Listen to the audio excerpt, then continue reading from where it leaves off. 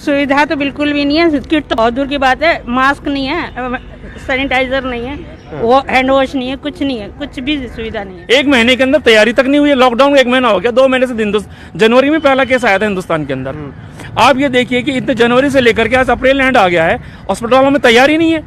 जो दावे किए जा रहे हैं, वादे किए जा रहे हैं, वो ग्राउंड पर वैसा कुछ नहीं ग्राउंड पे तो नीलबटा सन्नाटा है, कुछ भी नहीं है। जीबी पंथ में तो कुछ भी नहीं है। ये सरकारी हॉस्पिटल के ऐसे हालात हैं। ये सरकारी हॉस्पिटल के तो है। शायद इसीलिए फिर जो प्राइवेट हॉस्पिटल की तरफ पेशेंट भागता है। बिल्कुल भागना ही पड़ेगा ना, जब यहाँ पे कुछ है ही नहीं है तो क्या करेंगे। ये सिंपल मास्क भी हम लोगों को अवेलेबल नहीं हो रहे, बल्कि हम लोग को होममेड मास्क खुद यहाँ पे भी यूज करना पड़ रहा है। सुविधा तो नहीं है यहाँ पे, पीपीई किट हमें अवेलेबल नहीं है ना। जब पेशेंट आ रहा है तो हमें प्रॉपर तरीके में मास्क नहीं मिल रहा है, N95 मास्क नहीं मिल रहे हैं। ये मास्क आप अपने से परचेज कर? हाँ, और है ही नहीं ना, हॉस्पिटल में कोई सप्लाई नहीं है। N95 का तो नाम ही कुछ नहीं है, कोई मास्क अवेलेबल नहीं है, पीपी किट तो है ही नहीं है, आई नहीं है, सैनिटाइजर नहीं है, हैंड वॉश, मतलब जो ग्राउंड लेवल पे चीजें चाहिए वो सब कुछ।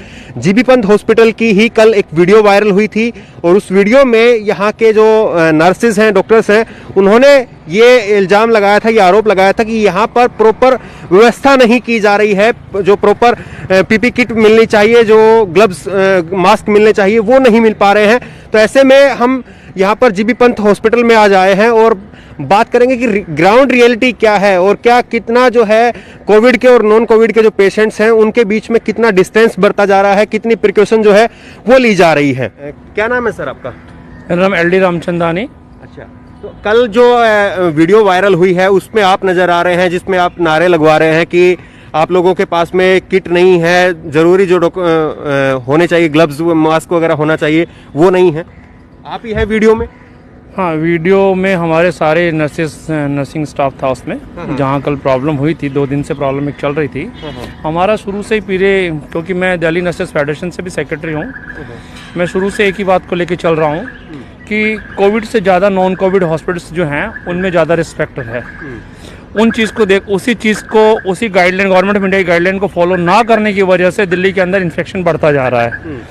हमारा ये था कि जिस तरह से जीबी पंत हॉस्पिटल पूरी तरह से जो है नॉन कोविड हॉस्पिटल है और कुछ जो यहाँ के जो कोविड पेशेंट होंगे, सस्पेक्टेड होंगे या पॉजिटिव आएंगे, उन लोगों को यहीं रखा जाएगा।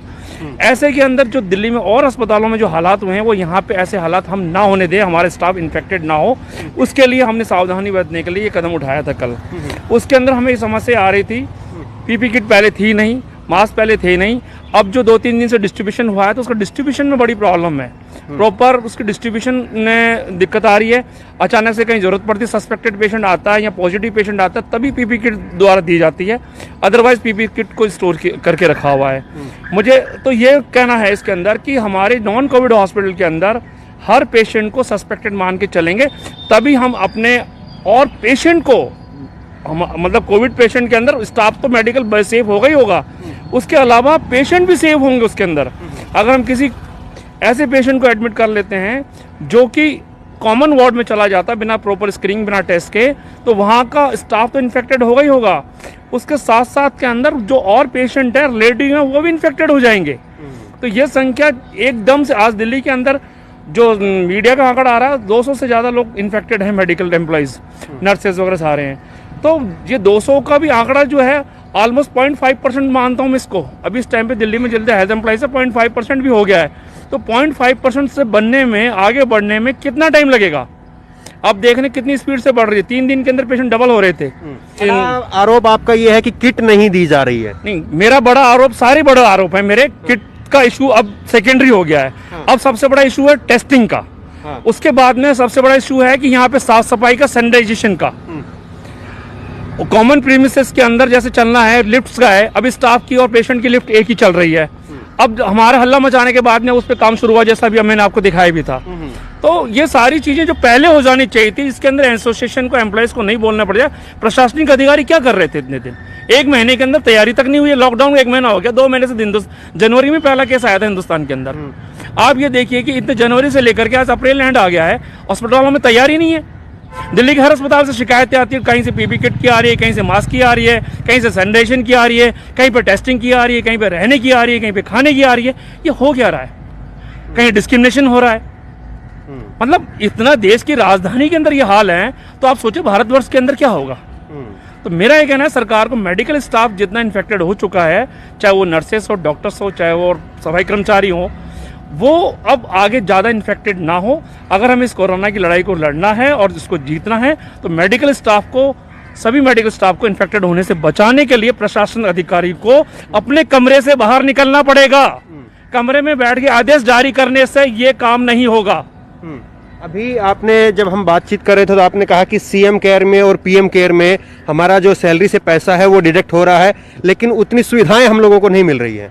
बिल्कुल, हम सीएम केयर या पीएम केयर से जो हमारा सैलरी से डिडक्शन जो गवर्नमेंट ने डिसाइड किया है, डीए डिसाइड किया है, भाई डिडक्शन नहीं देंगे, हम 18 महीने तक डीए फ्रीजिंग किया है, वो उन चीज़ों के अंदर हमें कम से कम अपनी सुरक्षा की गारंटी तो मिले।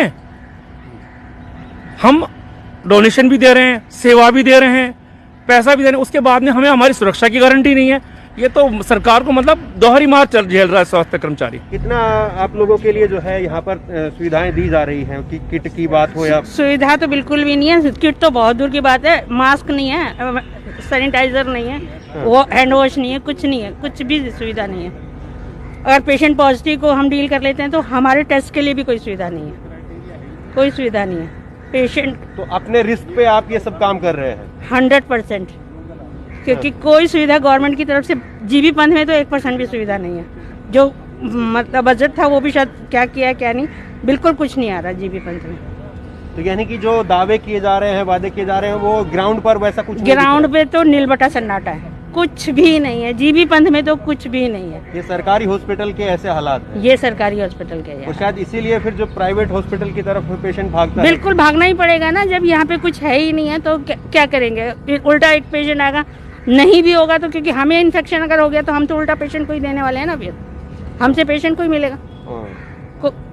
ये सिंपल मास्क भी हम लोगों को अवेलेबल नहीं हो रहे, बल्कि हम लोग को होममेड मास्क खुद यहाँ पे भी यूज करना पड़ रहा है। ये मास्क आप अपने से परचेज कर? हाँ, और है ही नहीं ना, हॉस्पिटल में कोई सप्लाई नहीं है। N95 का तो नाम ही कुछ नहीं है, कोई मास्क अवेलेबल नहीं है, पीपी किट तो है ही नहीं है, आई नहीं है, सैनिटाइजर नहीं है, हैंड वॉश, मतलब जो ग्राउंड लेवल पे चीजें चाहिए वो सब कुछ भी नहीं है। अच्छा, क्या कहेंगे सरकार से कि आपकी जो सैलरी में से पीएम केयर और सीएम केयर में पैसा तो डिडक्ट हो रहा है, लेकिन आपको सुविधाएं उतनी नहीं मिल पा रही है? उतनी क्या, जो पहले मिलती थी वो भी नहीं मिल पा रही है। जो कि पहले मिलती थी हॉस्पिटल में, जितनी फैसिलिटी आती थी उसमें से भी सारी हटा दी गई है, कुछ भी नहीं आ रहा।